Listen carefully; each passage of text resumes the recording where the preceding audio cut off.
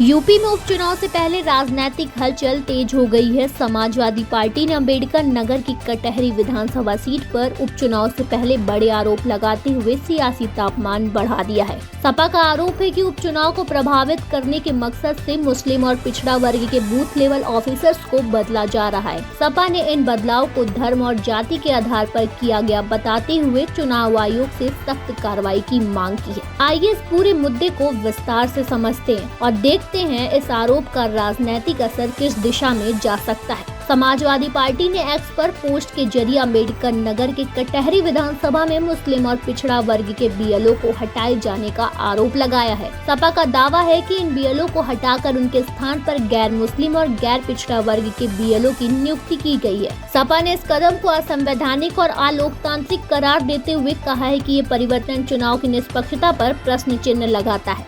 उनका आरोप है इस तरह का बदलाव धर्म और जाति के आधार पर किया गया है, जो देश के संविधान के मूल्यों के विपरीत है। समाजवादी पार्टी ने इस मुद्दे को गंभीरता से उठाते हुए चुनाव आयोग से इसकी तत्काल जांच और दोषी अधिकारियों व कर्मचारियों के खिलाफ कड़ी कार्रवाई की मांग की है। उनका कहना है कि यदि इस तरह के बदलाव पर रोक नहीं लगाई गई तो इससे उपचुनाव की निष्पक्षता पर बुरा असर पड़ेगा। यूपी की 10 विधानसभा सीटों पर जल्द ही उपचुनाव होने वाले और राजनीतिक सरगर्मियां तेज हो गई हैं। सपा के इस आरोप ने उपचुनाव के माहौल को और भी गर्मा दिया है। एक और बहुजन समाजवादी पार्टी ने पहले ही अपने उम्मीदवारों की घोषणा कर दी है, जबकि आजाद समाज पार्टी ने भी 4 सीटों पर अपने उम्मीदवार उतार दिए हैं। ऐसे में सपा के आरोपों ने इस उपचुनाव को और भी ज्यादा राजनीतिक रंग दे दिया है। सपा का यह आरोप सिर्फ चुनावी प्रक्रिया पर सवाल नहीं उठाता, बल्कि इसके पीछे बड़ी सियासी रणनीति भी छिपी हुई है। मुस्लिम और यादव समाज सपा का प्रमुख वोट बैंक रहा है। इन समुदाय के बीएलओ को हटाया जाना सपा के मतदाताओं को प्रभावित कर सकता है। राजनीतिक जानकारों का मानना है कि सपा इस मुद्दे को उछालकर अपने वोट बैंक को और भी मजबूत करने की कोशिश कर रही है। बीएलओ की नियुक्तियां जैसे तकनीकी मुद्दों को भी सियासी रंग में रखने की कोशिश हो रही है, ताकि मुस्लिम और पिछड़ा वर्ग मतदाता सपा के साथ मजबूती से खड़े रहें। इस मामले का असर सीधे सीधे आगामी उपचुनाव पर पड़ेगा। अगर सपा अपने आरोपों को सही साबित करने में कामयाब रहती है तो इसका फायदा उसे चुनाव में मिल सकता है। वहीं विपक्षी पार्टियां भी इस मुद्दे पर नजरें गड़ाए बैठी हैं और वो सपा के आरोपों को कमजोर करने की कोशिश कर सकती हैं। यह पूरी घटना यह सवाल खड़ा करती है, क्या चुनावी प्रक्रिया सच में निष्पक्ष है?